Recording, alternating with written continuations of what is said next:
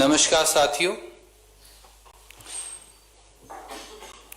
दिल्ली की सीमा पर बैठे लाखों किसानों को दरकिनार कर प्रधानमंत्री श्री नरेंद्र मोदी जी वीडियो कॉन्फ्रेंस से मध्य प्रदेश में किसानों से वार्तालाप का ढोंग और प्रपंच कर रहे हैं। सच्चाई यह है साथियों कि हिमालय की चोटी से भी ऊंचे अहंकार में डूबी मोदी सरकार के हाथ 24 अन्नदाताओं के खून से सने, जो किसान 21 दिन से हाड़ तोड़ती सर्दी में लाखों की संख्या में राजधानी दिल्ली के चारों ओर न्याय की गुहार लगा रहे हैं। मोदी सरकार अब ईस्ट इंडिया कंपनी से भी बड़ी व्यापारी कंपनी बन गई है, जो किसान की मेहनत की गंगा को मैली कर मुट्ठी भर पूंजीपतियों को पैसा कमवाने को आमादा है। मोदी सरकार को किसान से छल, कपट, ढोंग और प्रपंच बंद करना चाहिए। प्रधानमंत्री जी 3 खेती विरोधी काले कानूनों की दीवारों की दरार को सरकारी दुष्प्रचार और झूठे इश्तिहारों से ढकना चाहते हैं। ऐसा नहीं है कि भारतीय जनता पार्टी ने इन काले कानूनों के क्रूर प्रहार से पहली बार देश के किसानों पर वार किया हो। सत्ता संभालते ही एक के बाद एक मोदी सरकार ने पूंजीपतियों पर सारे संसाधन वार कर किसानों पर प्रहार किया है और आज देश को यह जानना आवश्यक है। पहला वार 12 जून 2014 का यह पत्र है, जब मोदी सरकार ने सारे राज्यों को पत्र लिखकर फरमान जारी किया कि अगर किसानों को फसल पर बोनस दोगे तो फूड कॉरपोरेशन ऑफ इंडिया फसल की खरीद उन राज्यों से नहीं करेगी। यह पहला वार था। दूसरा वार दिसंबर 2014 में मोदी सरकार ने किसानों की भूमि के उचित मुआवजा कानून को खत्म करने के लिए अध्यादेश लेकर आई और एक के बाद एक 3 अध्यादेश तब भी लाई, ताकि किसानों की जमीन आसानी से छीनकर औने पौने दामों में बेची जा सके। राहुल गांधी जी, कांग्रेस और विपक्षी दलों के संघर्ष के बाद यह बात रुक पाई। तीसरा वार, मोदी जी सत्ता में आए थे ये कहकर कि लागत पर 50% मुनाफा दूंगा किसान को फसल का, पर तीसरा वार किया फरवरी 2015 में, जब नरेंद्र मोदी सरकार ने शपथ पत्र दिया सुप्रीम कोर्ट में और यह कहा कि किसान को लागत पर 50% मुनाफा कभी नहीं दिया जा सकता, क्योंकि उससे बड़े बड़े व्यापारियों के बाजार भाव बिगड़ जाएंगे। मैं एक लाइन उस शपथ पत्र की पढ़कर बताऊंगा। It is रीआइटरेटेड that MSP is recommended by CACP on objective criteria considering variety of relevant factors.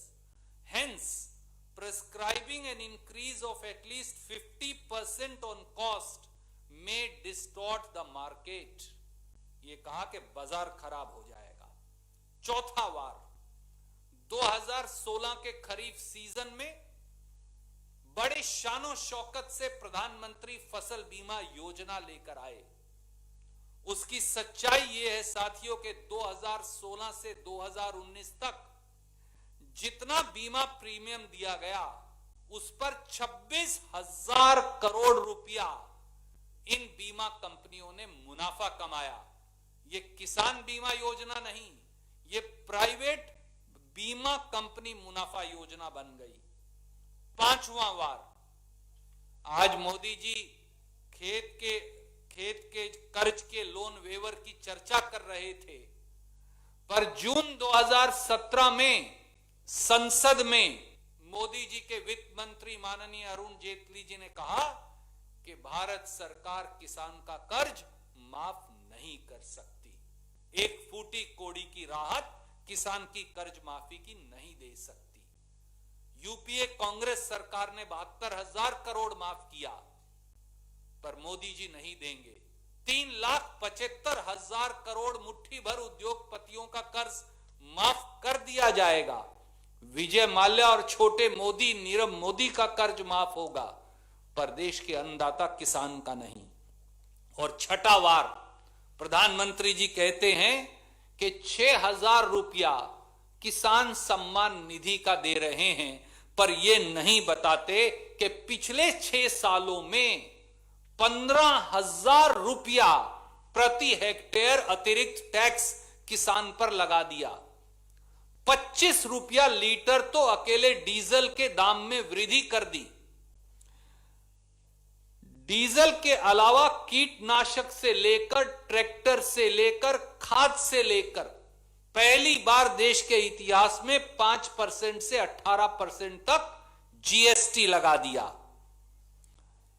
और इस प्रकार 15,000 रुपया प्रति हेक्टेयर उसकी जेब से निकाल लिया। एक तरफ आप किसानों की पॉकेट मार रहे हैं और दूसरी तरफ ऑटो का भाड़ा देने का स्वांग रच रहे हैं। और साथियों, इन 3 काले कानूनों के परिणाम, दुष्परिणाम तो मध्य प्रदेश की मंडियों से ही आने लगे हैं और उन मध्य प्रदेश की मंडियों के कागज आज हम आपके पास लेकर आए हैं। प्रधानमंत्री और कृषि मंत्री आज जब मध्य प्रदेश की किसान को संबोधित करने का स्वांग रच रहे थे, तो काश वो मध्य प्रदेश की मंडियों का हाल तो जान लेते। मध्य प्रदेश में 269 सरकारी कृषि उपज खरीद मंडियां हैं। इस कानून के आने के बाद मध्य प्रदेश में 47 मंडियां बंद हो गई। मैं फिर दोहराता हूं, 47 मंडियां पूरी तरह से बंद हो गई, जहां एक पैसे का कारोबार नहीं हो पाया है। और यही नहीं, 143 मंडियां ऐसी हैं मध्य प्रदेश में जहां पर कारोबार होना तो दूर, 50% कारोबार बंद हो गया। ये वो लिस्ट है जो ई-नैम पोर्टल से हम निकाल कर लाए हैं, जो दिखाते हैं कि कारोबार 0 हो गया। इतना ही नहीं, मध्य प्रदेश में 1850 रुपए के समर्थन मूल्य का मक्का 810 रुपए में बिक रहा है मोदी जी, और बिहार में 900 रुपए में। काश अगर आप ये जान लेते। और एक रसीद है हमारे पास जो हम वहां से, ये है वो रसीद मध्य प्रदेश के उसी किसान की जिसे आप संबोधित कर रहे थे, और ये हम लेकर आए हैं झबुआ से। 510 रुपए में मक्का बिका है, 1850 रुपए क्विंटल का। ये आपके काले कानूनों का सबूत है। और साथियों, काले कानून आते ही किसान समर्थन मूल्य से कम बेचने पर मजबूर हो गया। यह हम नहीं कह रहे, एक निजी न्यूज एजेंसी ने हाल में ही 15 राज्यों की 291 मंडियों का सर्वे किया। उसमें पाया गया कि ये 3 काले कानून आने के बाद धान का समर्थन मूल्य यूपी में 47% गिर गया, गुजरात में 83% गिरा, कर्नाटक में 63% गिरा, तेलंगाना में 60% गिरा, और पूरे देश में 70% किसानों को धान का न्यूनतम समर्थन मूल्य नहीं मिला। इससे बड़ी झूठ और क्या होगी मोदी जी। और किसान को आप बात करते हैं दालों की, किसान को लूटने के लिए मोदी सरकार जब उनकी फसल आती है तो विदेशों से आयात करती है। इसके 2 उदाहरण मैं पेश करूंगा। मक्का के किसानों पर मोदी सरकार ने आघात करते हुए, जैसे ही मक्का की फसल इस बार आई तो इंपोर्ट ड्यूटी दलालों के साथ मिलकर 50% से घटाकर मक्का की इंपोर्ट ड्यूटी 15% कर दी। ऐसा क्यों किया आपने? क्योंकि 5 लाख मीट्रिक टन सस्ता मक्का विदेशों से मोदी जी ने मंगवा लिया और हिंदुस्तान के मक्का पैदा करने वाले किसान का रेट 1850 रुपए से गिर के 700 रुपए हो गया। बता दीजिए ये सही है कि नहीं? और यही नहीं, दाल की बात करते थे तो वो भी सुन लीजिए। कांग्रेस ने यह साबित किया था कि साल 2016 में आपने 15 महीने में 37 से 41 रुपए किलो पर दाल मंगवाकर देशवासियों को 150 रुपए बिकवाकर 2.5 लाख करोड़ की लूट करवाई थी। और साल 2020-21 में तो हद हो गई है। साल 2020-21 में अब जब किसान की दालें आएंगी तो मोदी सरकार ने 30 लाख टन, चौंकिए मत, 30 लाख टन विदेशों से दाल मंगवाने का निर्णय कर लिया है। इससे बड़ा आघात किसान के ऊपर होगा क्या? और साथियों, एक सीधा सवाल मोदी जी से है। मोदी जी, प्रधानमंत्री मोदी, मुख्यमंत्री मोदी की बात क्यों नहीं मानते? उससे किसान की सारी समस्या हल हो जाएगी, यही किसान की मांग है। मोदी की बात क्यों नहीं मानते? क्या इसका जवाब देश के किसान को देंगे प्रधानमंत्री जी? ये वो रिपोर्ट है वर्किंग ग्रुप की जो मुख्यमंत्री मोदी ने देश के पूर्व प्रधानमंत्री मनमोहन सिंह जी को सौंपी थी। यह है नरेंद्र मोदी मुख्यमंत्री गुजरात की रिपोर्ट। और इस रिपोर्ट के अंदर श्री नरेंद्र मोदी मुख्यमंत्री गुजरात ने लिखा है कि किसानों को न्यूनतम समर्थन मूल्य की कानूनी गारंटी देनी चाहिए। मुख्यमंत्री गुजरात श्री नरेंद्र मोदी ने लिखा है कि किसानों को न्यूनतम समर्थन मूल्य की कानूनी गारंटी देनी चाहिए। और मैं इस रिपोर्ट का वो पैरा आपको पढ़कर बताना चाहूंगा, para B3। In respect of all essential commodities, we should protect farmers' interests by mandating, please note the word, by mandating through statutory provisions that no farmer trader transaction should be below MSP wherever prescribed. मुख्यमंत्री नरेंद्र मोदी ने साफ लिखा, report में दस्तखत करके लिखा कि न्यूनतम समर्थन मूल्य का कानून बनाकर लागू करना चाहिए।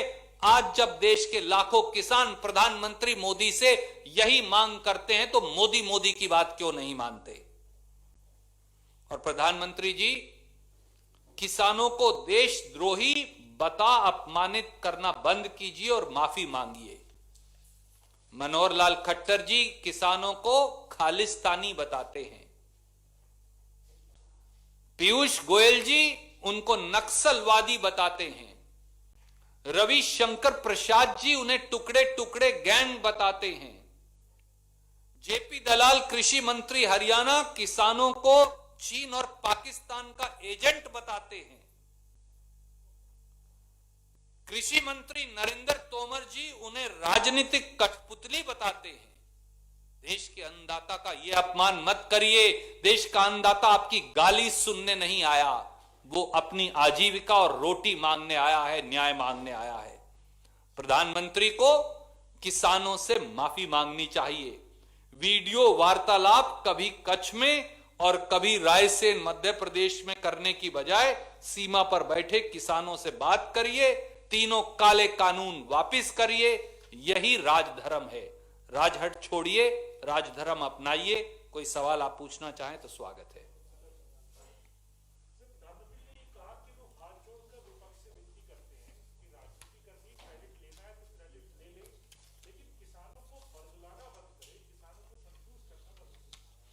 हम हाथ जोड़कर देश के प्रधानमंत्री जी से आग्रह करते हैं कि उनकी सरकार के हाथ 24 किसानों के खून से सने हैं। कितने और किसानों की जान लेगी मोदी सरकार? कितने और किसानों को कुर्बानी देनी पड़ेगी मोदी सरकार की हठधर्मिता के आगे? देश का किसान देश की राजधानी में क्यों नहीं आ सकता? किससे पूछकर मोदी जी आपने ये 3 काले कानून रात के अंधेरे में अध्यादेश के माध्यम से बनाए थे? क्यों आपने ये कानून मोदी जी जबरन संसद में पारित करवाए थे? क्यों आप देश के अन्नदाता किसान और उसके बेटा और बेटी देश के जवान की हाय और पुकार नहीं सुन रहे? प्रधानमंत्री जी आप इतने निष्ठुर क्यों हैं? प्रधानमंत्री जी आप इतने निर्दयी क्यों हैं? इतने निर्मम क्यों हैं?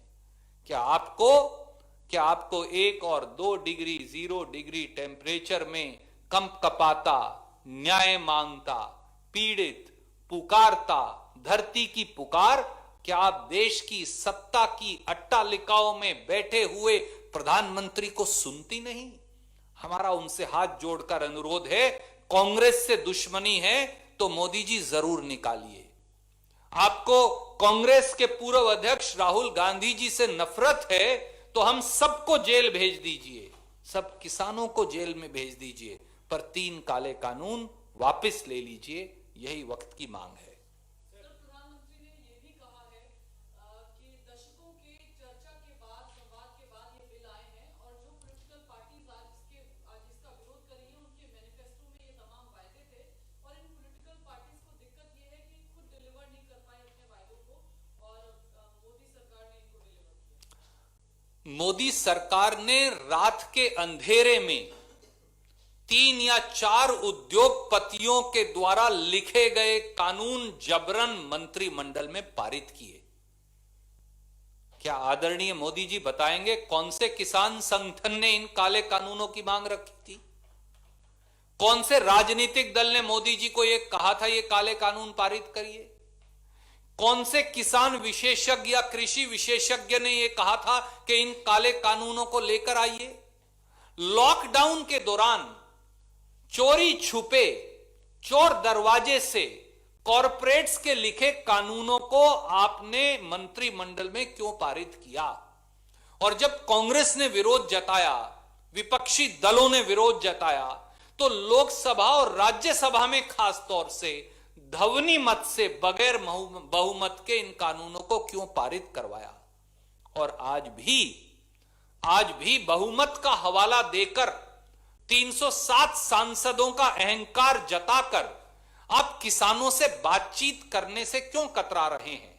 अगर प्रधानमंत्री कच्छ जाकर 5 भाजपा कार्यकर्ताओं को किसान बताकर उनसे बात कर सकते हैं, अगर वीडियो कॉन्फ्रेंस के माध्यम से भाजपा के कार्यकर्ताओं को किसान बताकर बात कर सकते हैं, तो दिल्ली के बॉर्डर पर बैठे किसानों से क्यों नहीं? और अगर सीखना है तो राजीव गांधी जी से सीख लीजिए। 402 सांसद थे राजीव गांधी जी के पास 1988 में, जब किसानों ने कहा कि वो दिल्ली कूच करेंगे और आएंगे। दिल्ली के सारे रास्ते राजीव गांधी जी ने खोल दिए थे कांग्रेस सरकार ने। 1 लाख के करीब किसान 1 महीना तक राजपथ पर बैठा रहा। कांग्रेस की सरकार ने एक डंडा नहीं मारा, वाटर कैनन नहीं चलाया, सड़कें नहीं खोदी, मंत्रिमंडल समूह ने बात की और हल निकाला। हमारे पास 402 सांसद थे, आपके पास 307 हैं।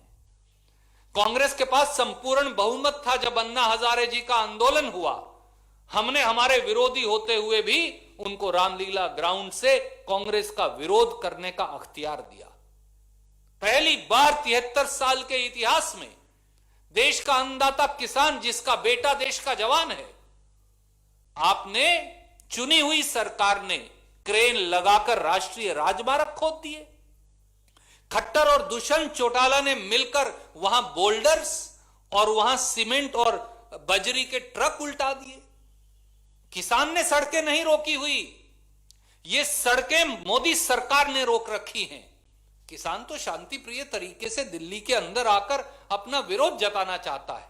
क्या बिगड़ जाएगा मोदी जी अगर वो रामलीला ग्राउंड या फिर जंतर मंतर या राजपथ पर बैठ जाएंगे? ये राजपथ पर नॉर्थ और साउथ ब्लॉक में जो आप बैठे हैं ना, ये उस किसान की बदौलत बैठे हैं। और जिस दिन देश का अन्नदाता किसान और उसका बेटा जवान दोनों सामने खड़े हो गए, तो सत्ता की अट्टालिकाओं में बैठे लोगों को धराशायी होने में देर नहीं लगती। सर, पीएम मोदी ने यह भी कहा कि कानून लागू हुए 6 महीने बीत गए और 6 महीने के बाद विपक्ष जो है वो किसान के आदरणीय मित्र, याद करिए जिस दिन ये अध्यादेश आए, श्री राहुल गांधी पहले व्यक्ति थे देश में जिन्होंने विरोध जताया।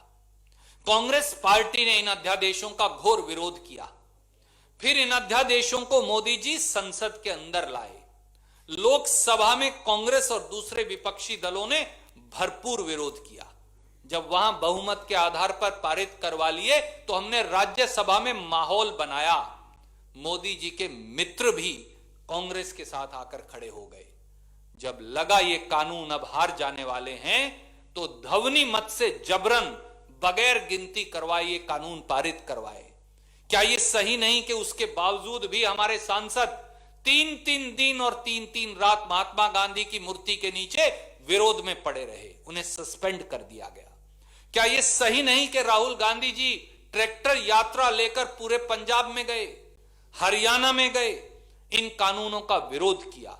आज भी कांग्रेस और विपक्ष किसानों के साथ है, पर हम 32 किसान यूनियनों की इस मांग का आदर करते हैं जब उन्होंने कहा कि अगर राजनीतिक दल यहां आएंगे तो भाजपा दुष्प्रचार करेगी। इसलिए हमने उनका आदर करते हुए उनकी बात स्वीकारी है। यह कांग्रेस बनाम भाजपा की लड़ाई नहीं है, यह विपक्ष बनाम सत्ता पक्ष की लड़ाई भी नहीं है। यह देश के 62 करोड़ लोगों की आजीविका की लड़ाई है। इस देश को मारिए मत। अगर अन्नदाता सामने खड़ा हो गया तो फिर राजगद्दी बच नहीं पाएगी। इसे चेतावनी मानिए। धन्यवाद। I'll come to you. Can I take this and then I'll come? Yes. Sir, आप लोग भी चाहते हैं कि इस मामले का समाधान हो। जिस तरह से कई दौर की सरकार की बातचीत भी हुई, आप लोग भी लगातार मसले को उठा रहे हैं, आप ही लोग बात करें, आप ही गए भी थे खुद। ये बताइए कि लगातार कई दौर की बातचीत के बाद डेडलॉक बरकरार है। किसानों ने रिजेक्ट कर दिया प्रस्ताव, सरकार कह रही है तीनों कानून वापस नहीं लेंगे, तो इसका समाधान कहां दिखेगा? जी आदरणीय साथी, आज भी सरकार का मंत्रिमंडल समूह मानता है कि इन कानूनों में 22 संशोधनों की आवश्यकता है। जो कानून बने और बनते ही जिसमें 22 संशोधन चाहिए तो वो कानून सही कैसे हो सकते हैं? मोदी जी, हमारी आपसे हाथ जोड़कर विनती है, विनम्र आग्रह है इस देश के अन्नदाता की ओर से, हट छोड़िए, 4 उद्योगपतियों का मुनाफा छोड़िए, 25 लाख करोड़ का खेती की उपज का कारोबार जो आप 4 आदमियों के हाथ में देना चाहते हैं, वो जिद छोड़िए, इन काले कानूनों को खत्म करिए। उसके बाद नए सिरे से किसान यूनियन को बुलाइए, उनसे बात करिए, स्टेक होल्डर्स को बुलाइए, उनसे बात करिए, राजनीतिक दलों को बुलाइए, उनसे बात करिए, फिर कोई कानून बनाइए। यही सही रास्ता है। This is relating to this? Okay, you please ask first. Sir, लगातार बातचीत हो रही है सरकार के साथ, आप भी प्रेस कॉन्फ्रेंस कर रहे हैं, बार-बार आपको बात, तो पॉलिटिकल सपोर्ट आप किसान को क्यों नहीं देते? सड़कों पर क्यों नहीं आंदोलन करती कांग्रेस की? क्योंकि अब तो बात खुल गई है। आदरणीय मित्र, पहली बात तो बातचीत हो ही नहीं रही। एक अंग्रेजी का मुहावरा है, मोदी सरकार कह रही है अवर वे और हाईवे, या हमारी बात मान लो ये कानून लागू रहेंगे और नहीं तो घर चले जाओ। क्या इस माहौल में बातचीत हो सकती है? जवाब नहीं में है। किसानों ने क्या कहा? हम किसानों ने और दलों ने यही कहा, आपने किसी से राय ही नहीं ली, कोई चर्चा ही नहीं हुई। याद करिए, मोदी जी ने सब उद्योगपति बुलाए थे और उनसे कहा आप बताइए आपके लिए मैं कानून में क्या संशोधन करूं। क्या मोदी जी ने कभी किसानों को बुलाया, खेत मजदूरों को बुलाया, किसान संगठनों को बुलाया, किसान यूनियन को बुलाया, स्टेक होल्डर्स को बुलाया, राजनीतिक दलों को बुलाया? अगर इन सब का जवाब नहीं में है तो बातचीत कहां हो रही है?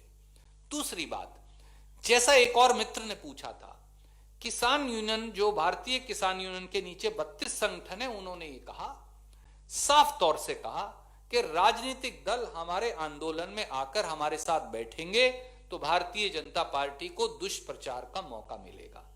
राहुल गांधी जी हों या दूसरे विपक्ष के नेता हों, हमने इसे स्वीकारा है, परंतु हमारा राजनीतिक समर्थन, हमारा सामाजिक समर्थन, हमारा नैतिक समर्थन इस देश के अन्नदाता के साथ है।